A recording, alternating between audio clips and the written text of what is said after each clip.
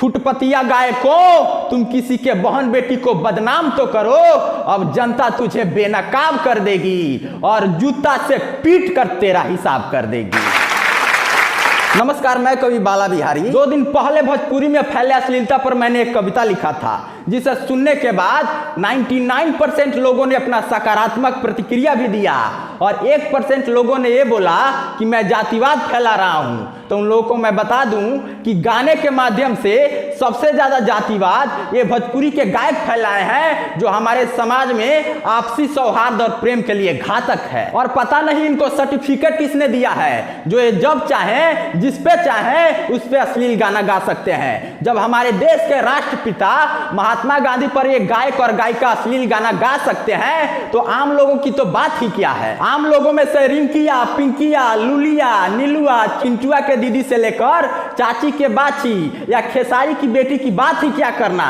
इतना ही नहीं, गाने के माध्यम से जातिवाद का जहर तो इन लोगों ने इतना घोला है कि कोई जादव जी तो कोई बबुआन, कोई भूमियार तो कोई पांडे जी को बदनाम कर रहा है।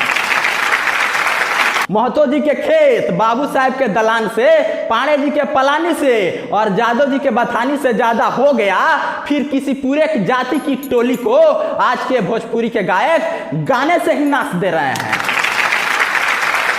इनमें से कोई एक गायक या किसी एक जाति के गायक नहीं, बल्कि ज्यादातर गायक दोषी है, क्योंकि इन्होंने भोजपुरी को ही अश्लीलता में ढाल दिया है। इनके हिसाब से भोजपुरी ही अश्लीलता है और अश्लीलता ही भोजपुरी है। हमें समझ नहीं आ रहा है कि सरकार इस पर रोक क्यों नहीं लगा रही है। मात्र एक व्यक्ति पर कोई बात हो जाए तो क्या से क्या हो जाता है, मगर यहाँ तो एक नाम से ना जाने कितने लोग हैं और उन लोगों को एक बार में ही गाने के माध्यम से भोजपुरी के गायक नीचा दिखाकर निकल जाते हैं। लेकिन सारे लोग मान रहते हैं। यही कारण है कि इन लोगों का मनोबल दिन प्रतिदिन बढ़ते जा रहा है। तो सरकार को चाहिए कि ऐसे गायक और गायिकाओं पर सख्त से सख्त कानून बनाना चाहिए और जनता को ऐसे गायक और गायिकाओं का संपूर्ण बहिष्कार करना चाहिए।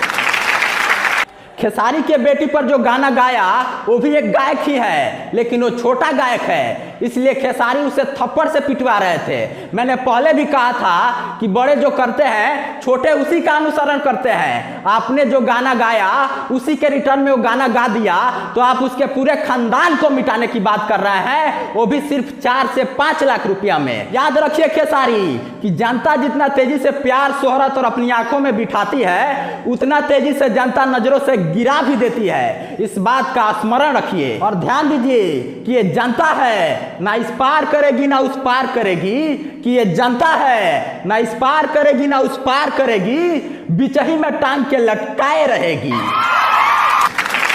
कि फूलों की बात कौन करे, अब तो पत्ते भी झड़ गए। कि फूलों की बात कौन करे, अब तो पत्ते भी झड़ गए। ऐसी हुई बरसात की कांटे भी सड़ गए। कि हमने तो बड़े प्यार से सर पे बिठाया था, कि हमने तो बड़े प्यार से सर पे बिठाया था, मगर कीड़े थे बह गए, नाली में पड़ गए।